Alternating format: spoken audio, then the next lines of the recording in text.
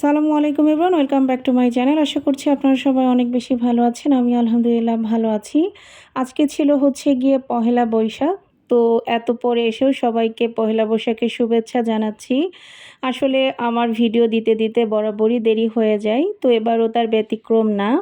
তো আজকে আসলে জারিফের বাবা কিছু টাইমের জন্য অফিসে গিয়েছিল, তো তারপরে দুপুরের দিকে অফিস থেকেও বের হয়ে যায়। আর আমি আসলে মেন রোডে এসেছিলাম। মেন রোডের এখানেই জারিফের বাবা আমাদের জন্য অপেক্ষা করছিল। তো এখন আমরা সবাই অলরেডি বাইকে, আর আজকে আমরা যাচ্ছি ছোট মামার বাসায়। অনেক দিন পরে আজকে ছোট মামার বাসায় যাচ্ছি। তো আমরা এখন চলে এসেছি মামার বাসার একদম কাছাকাছি, আর এখন ঢুকেছিলাম একটা মিষ্টির দোকানে।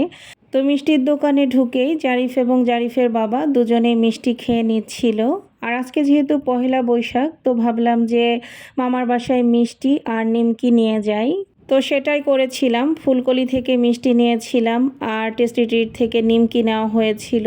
তো যাই হোক, এদিকে বাবা ছেলে এখনও মিষ্টি খেয়েই যাচ্ছে। দেন এখান থেকে আমরা সরাসরি মামার বাসায় চলে যাই।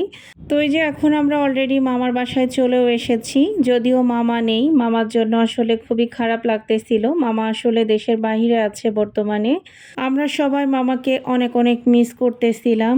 আর আজকে আসলে এখানে আমাদের ওয়ান ডিশ পার্টি ছিল।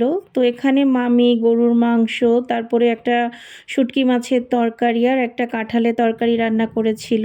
যদিও মামির বাসায় যেহেতু দাওয়াত, তো জন্য মামি একটু বেশি আইটেম করেছিল। এছাড়াও আপা চাপা শুটকি ভুনা করেছিল, ভাবি করেছিল ছোট মাছ আলু দিয়ে চচ্চড়ি, আমি করেছিলাম ডালের বড়া, আর ঋতু এনেছিল 2 ধরনের ভর্তা, আলু ভর্তা আর বেগুন টমেটো একসাথে ভর্তা।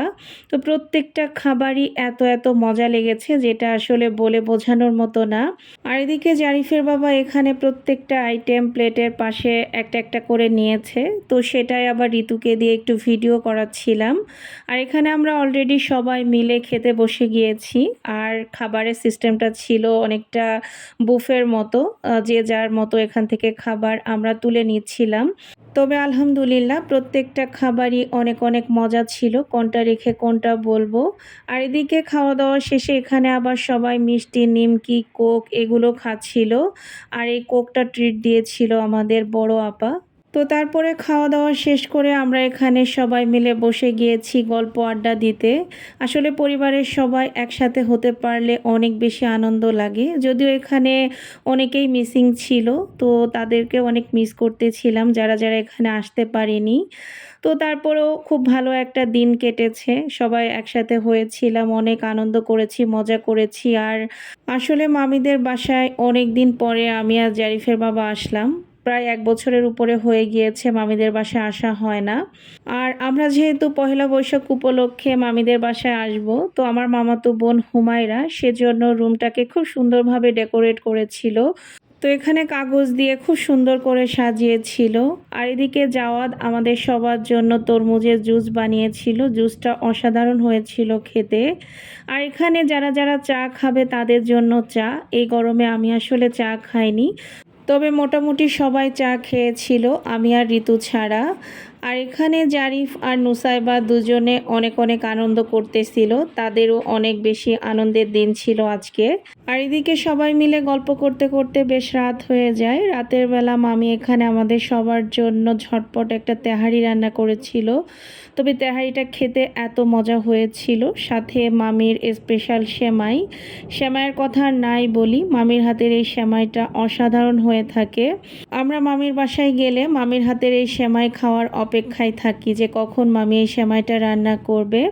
তো রাতের খাওয়া দাওয়া এখানে আমাদের প্রায় সবার শেষের দিকে। আর রাতের খাওয়া দাওয়া করে আরও একটু গল্প করে দেন আমরা আসলে বের হয়ে যাই, যেহেতু আমাদের বাসা অনেক দূরে। আর ওখানে যারা ছিল সবাই মিরপুরেই থাকে, আমরা শুধু অনেক দূর থেকে গিয়েছিলাম।